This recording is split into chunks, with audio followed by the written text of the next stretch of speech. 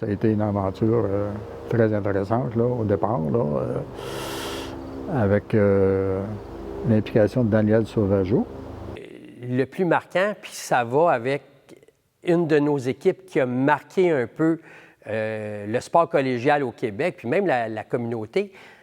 On était une domination en hockey féminin. C'est Richard Campeau que j'ai engagé en 88, parce que Richard était venu comme stagiaire dans le temps des Jeux du Québec.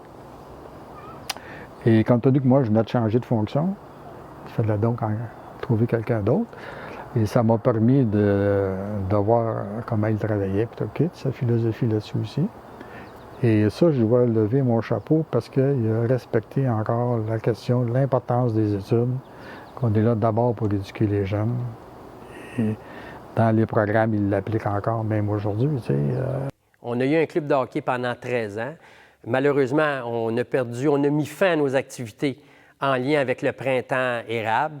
Donc, la grève étudiante, la session automne qui était remise un petit peu plus tard. Et on a des parents qui étaient très inquiets. On avait signé des filles qui devaient s'en venir, des parents qui étaient très inquiets que la session commence juste à la fin octobre. Et on a eu 5 désistements. J'étais très déçu quand Richard m'a appelé me dire qu'il fermait le programme, là. Bon, des raisons administratives, là.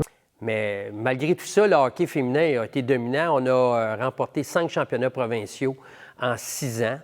Et on a eu la chance, avec toute l'organisation, puis je dois nommer Pierre Laplante, qui était à ce moment-là impliqué dans l'organisation. On a mis en place une académie pour les jeunes filles pour de l'initiation, une école de hockey. Puis on a organisé le premier tournoi international de hockey féminin. Ça avait lieu à Saint-Jérôme.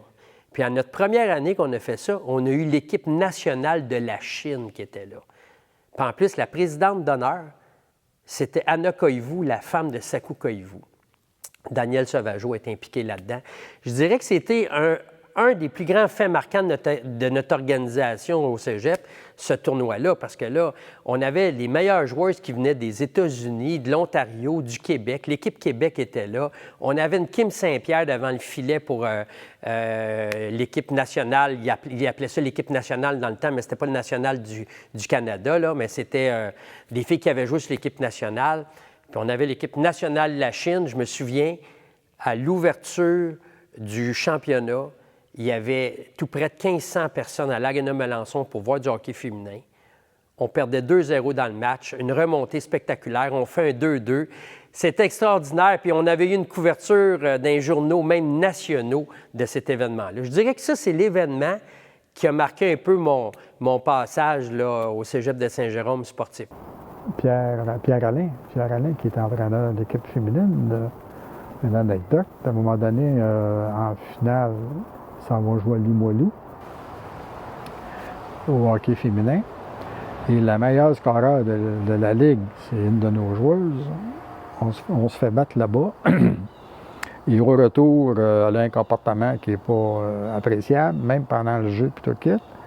Et Pierre Alain décide de la suspendre pour le match suivant. Et le match suivant, c'est le dernier match. Là. Si tu perds, c'est bye bye my love. OK? Alors l'équipe a gagné pareil.